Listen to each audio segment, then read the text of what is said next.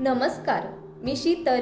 आज आपल्यासोबत एकांत याविषयी बोलणार आहे. साधनांच्या अधीन असलेल्या प्रत्येक सुखाला आपल्या संस्कृतीने कमी महत्त्वाचं मानलं. कारण सुखाचं साधन जवळ असल्याचं सुख जेवढं मोठं, तेवढंच ते साधन नष्ट झाल्याचं, हरवल्याचं दुःखही मोठं.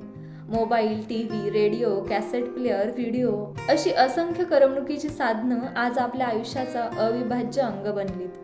ज्यांच्याशी मनातलं सारं खुशाल बोलावं अशी माणसं कमी होत आहेत. एकमेकांमधले संबंध दुरावत आहेत. अशा वेळी आवडतं संगीत, चांगला चित्रपट अशा करमणुकीची गरज असते.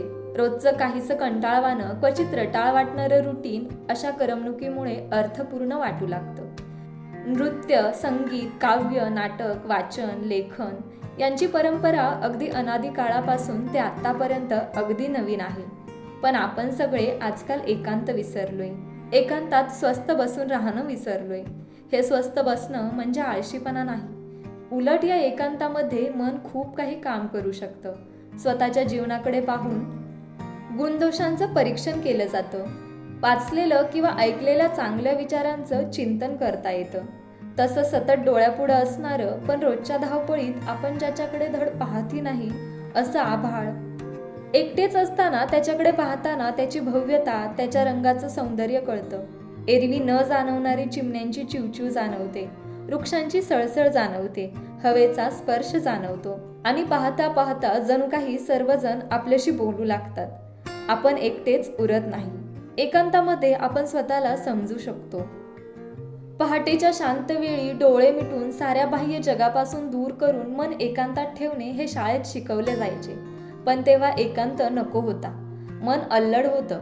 पण आता स्वतःशी रमण्याच्या या शक्तीमुळं, क्षमतेमुळं मन समाधानी, सुखी राहतं. पण कधी कधी आपण मात्र या डिजिटल साधनांच्या खूप आहारी जातो. एखाद्या कार्यक्रमाचा एखादा भाग नाही पाहिला तर बाकी कामाकडे लक्षच लागत नाही आणि तेच काम नित्य वाटतं. थोडा वेळ मिळाला तर एकांतात व्यतीत करावा, पण होतं उलटच. थोडाही वेळ आपण एकांतात नसतो. एकटे असलो तरी मनोरंजन असतंच मोबाईल आणि टीव्हीवर. माणूस फार समाजप्रिय प्राणी आहे हो. त्याला समाज, त्याच्या चालीरीती, त्यातील रूढी परंपरा हे सगळं इतकं आवडतं की त्याने ते स्वतःवर कायमस्वरूपी लादून घेतलं आहे. आणि ते लादणं देखील असं की काही 4-5 वेगळ्या विचारसरणीच्या लोकांना त्यात श्वास घेणंही मुश्किल व्हावं. अशात मग एकांत कसला मिळायला? पण म्हणूनच आपल्या सगळ्यांना हवाय तो एकांत. आपल्या आजूबाजूला अनेक घटना घडत असतात आणि मग त्यांचा आपल्यावर परिणाम देखील होत असतो. प्रत्येक घटना, मग ती चांगली असो किंवा वाईट, आपल्या मनावर पडसाद उमटवत असते. त्यामुळे मनात विचारांचं काहूर उठतं. मग अशा वेळी गरज असते एकांताची. वाटतं फक्त एकांतच हवाय जीवनात, नको बाकीच्या गोष्टी. मग तेव्हा आपण बसतो मनाच्या कोपऱ्यातील गोष्टी शोधत.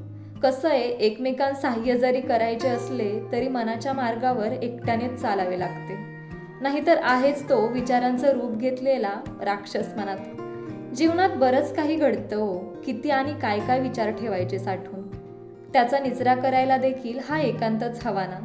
एक एक विचार करून निर्णय घेऊन तो विचार ठेवायचा की फेकून द्यायचा, यासाठी हवा फक्त एकांत. खरं तर एकांत सगळ्यांनाच हवा असा वाटतो. हल्लीच्या धावपळीच्या जीवनशैलीत तर हवाच. हल्ली या एकांतालाच पर्सनल स्पेस म्हणलं जातं. शब्द काही असला तरी महत्त्व सारखंच. एकांत असला की काही लोकांना छान सुचतं, काहींना फार गोंगाट आवडत नाही, म्हणून एकांत हवा असतो. खरं तर जबाबदाऱ्या आणि कर्तव्य पार पाडताना एकांत कुठल्या कुठे हरवलेला असतो. आयुष्याच्या संध्याकाळी जेव्हा तो गवसतो तेव्हा तो एकटेपणा वाटू लागतो. आतापर्यंत एकांतासाठी धडपडणारे मन आता मात्र एकांताला घाबरायला लागते. जो तो आपल्या आपल्या व्यापात असतो. आपलं असणं आता पूर्वीसारखं महत्त्वाचं नाही का, असं विचार मनाला सतवतात. भरलेल्या घरात आणि नको असलेल्या म्हातारपणातच एकांत मिळतो, ही खरं तर खूप मोठी खंतच आहे. आयुष्यात काही क्षण इतके हळवे असतात की तेव्हा आपल्याला एकांत हवा असतो. एकांताची कारणं वेगवेगळी असली तरी पण तो सर्वांना हवा असतो. कधी कठीण परिस्थितीवर मात करण्यासाठी, त्रास देणारे क्षण विसरण्यासाठी, आयुष्यातली न सुटणारी कोडी सोडवण्यासाठी, कधी मनाला नवी उभारी देण्यासाठी, तर कधी साऱ्यांचाच कंटाळा येऊन फक्त आणि फक्त एकटं राहण्यासाठी. अशा अनेक कारणांसाठी प्रत्येकाला एकांत हवा असतो. जेव्हा कधी आपल्याला वाटेल की एखादी आपल्या जवळची व्यक्ती दुःखी आहे, त्यावेळी तिला एकटं राहू द्या. तो अनुभव त्या व्यक्तीला खूप काही देऊन जातो. कधी कधी सांत्वन करण्यापेक्षा त्या व्यक्तीला एकांताचा वेळ देणे जास्त योग्य. एकांत आणि एकटेपण यात खूप फरक आहे. आयुष्य जगताना खूप खाचखळगे असतात आणि ते कायम राहणार. चालता चालता लागलं तर कोणी चालणं सोडत नाही. आयुष्यात जवळचं कोणी गेलं तर कोणी जगणं सोडत नाही. तसंच कोणी सोबत असो वा नसो, एकांत सुद्धा कोणीच सोडू शकत नाही. अनेक विचारांची गूढता उकलण्यासाठी एकांताच्या गुहेत जाणं गरजेचं असतं. म्हणूनच एकांत सुखही अनुभवायला हवे. शेवटी ज्याचे त्याचे प्रश्न ज्याने त्याने सोडवायचे असतात. अनुत्तरित प्रश्नांची उत्तरे एकांतात मिळू शकतात. एकांतामुळे व्यक्तिमत्व अधिक प्रगल्भ आणि विचारी होते. एकांत म्हणजे एकटेपणा नव्हे. एकटेपणात कोणीच आपल्याबरोबर नाही याची खंत असते, तर एकांतात माझ्याबरोबर मी आणि माझ्या प्रेरणा आहेत याची जाणीव माणसाला आत्मविश्वास देत असते. दुसऱ्याशी बोलणे सोपे असते. भावनांची गर्दी शांत करून निवांत होण्यासाठी कधी कधी एकांत खूप गरजेचा असतो. एकांतातलं एकटेपण दुसरं काही नसतं, आपल्या आतलं ओळखीचं माणूस समोर येऊन बसतं. बसणाऱ्याला बसू द्यावं, असू द्यावं, नसू द्यावं, रडलास तर रड म्हणावं, हसलास तर हसू द्यावं. कधी एकट्याने बसून त्याचा एकांत ऐकावा, कधी आपल्या शांततेत त्याने त्याचा एकांत रेखावा. एकांताच्या तीरावर एकच नाव लावावी. नाव नसेल ज्याला अशा नात्याशी त्याजावी. एकांताच्या मनात जेव्हा खूप तरंग उठतील, दुडदुडणारे हरिण सगळे तहानलेले असतील. तहान त्यांची भागवायची जबाबदारी आपली नाही. तहान कायमची भागेलच अशी काही खात्री नाही. धावणाऱ्याला धावू द्यावं, पाहणाऱ्याला पाहू द्यावं. एकांताच्या पलाड स्वतःला नकळत सोडून यावं.